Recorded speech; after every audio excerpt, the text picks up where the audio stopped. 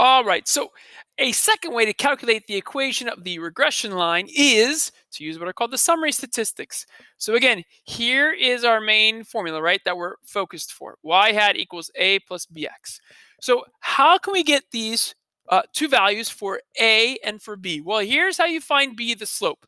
To find the slope, you need to take the correlation value R and multiply it by the standard deviation of the response divided by the standard deviation of the explanatory variable. So y is the response, x is the explanatory. Once you find that value, then that value comes over here to help you find the y-intercept. To find the y-intercept A in this equation, you take the mean of the response variable minus b times the mean of the explanatory variable. And that's it. And again, here's your explanation. So again, R is the correlation value, SY is the standard deviation of the response, SX is the standard deviation of the explanatory, Y bar is the mean of the response, and X bar is the mean of the explanatory variable. And again, all this will be given to you, and you just got to calculate it. All right. So again, don't memorize these formulas. Again, last year I gave the kids cheat sheets. This year, again, use your resources, okay? And just execute,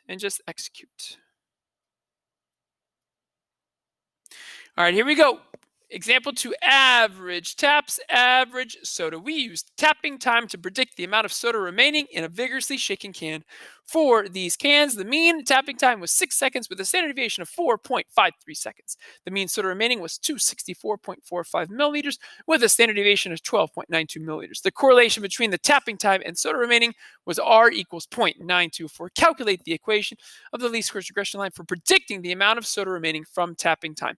So again, I cannot emphasize this enough, right? Predicting the amount, that means that the amount of soda remaining, this is your response variable or your Y. And then the tapping time, that's your explanatory or your X. So that's necessary when identifying your key pieces of information. So let's do that right now. So let's identify the correlation value. The correlation value is 0.924. Let's identify the standard deviation of the response. So that is going to be of the amount of soda remaining. That is 1292 milliliters. And we're lucky because I know that milliliters is the liquid measurement. So that's the response. And then let's do the standard deviation of the explanatory. And that's going to be 4.53 seconds right there. So now in my equation, y hat equals a plus bx, I can now find the b. To find the b, you take the correlation value r and you multiply it by sy over sx. Let me erase that and do it better. Over sx. Got ahead of myself.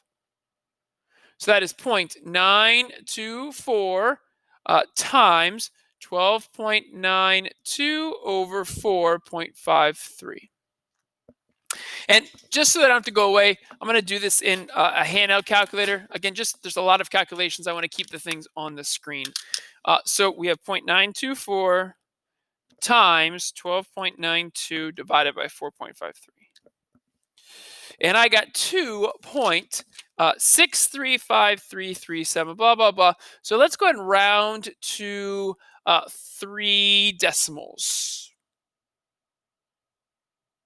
Okay, so I'm going to round to 2.635. The next number is a 3, but that keeps the 5 the same, so that would be that.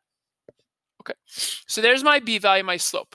So now let's identify my other things. I'll do in red. So what is my y bar? Well, that's the mean of the soda remaining. That's 264.45 milliliters. And what's my x bar? That should be my tapping time, which is 6 seconds. So now to find the y-intercept A, you're going to take y bar minus b times x bar. That's going to be 264.45 minus 2.635, my b value, times 6. 264.45 minus 2.635 times 6. And I got 248.64. 248.64. So my equation is going to be y hat equals my a value of 248.64 plus my 2.635x. And there is your least squares regression line equation for predicting the amount of soda remaining from tapping time. Excellent. Okay, last objective coming.